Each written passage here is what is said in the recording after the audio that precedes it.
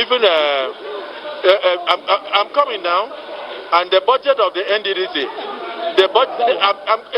My sister, please don't be angry. Honorable Minister, was there COVID when you appointed Chairman, I want to be protected. No, you are protected. I want to be protected. Was there COVID when he was appointed in the first interim? Chairman, I want to be protected. Chairman, am I protected? Am I protected? Hello, Mr. Go ahead. Thank you, Mr. Chairman. Thank you, Mr. Chairman, for protecting me because my sister wants to eat me raw. Let me say that if you look at the year in, year out of budget of the NDDC, 60% of the budget of NDDC every year is medical.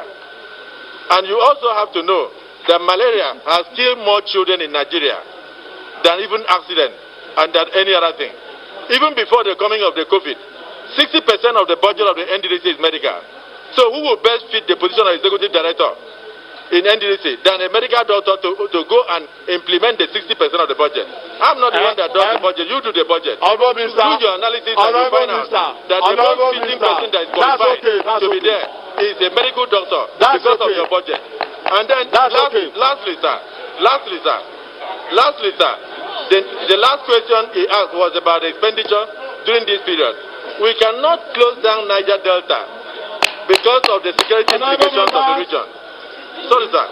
We cannot close down Niger Delta Development Commission because of the fact that we are doing forensic audit. The NDDC plays a vital role in ensuring the peace and security of the region. And 90% or more of the resources of the country on a monthly basis comes from there. If you close it down in totality, all you have will be chaos.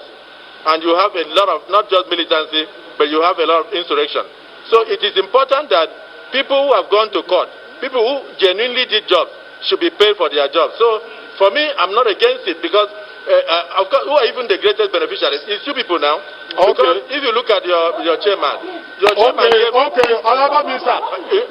Honorable Minister, that's okay. That's okay. No, can I ask you that question? What is the benefit that the National Assembly is benefiting from? It's okay.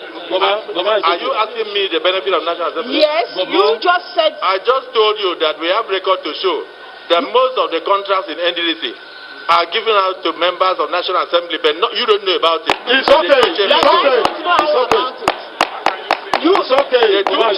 The two chairmen can explain to you. That is why I was a member. I was a member of the NDDC committee. It's okay.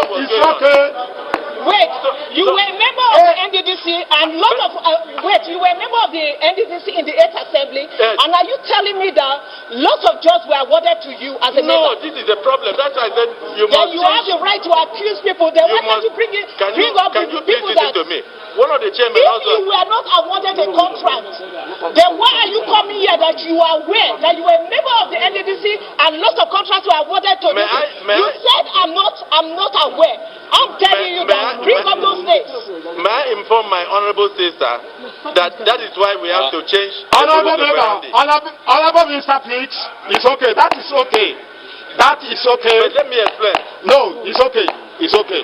Let me explain. It's okay. Now. It's okay. You must not allow the two chairmen to handle the budget every year. It's okay. Off your mic. It's okay.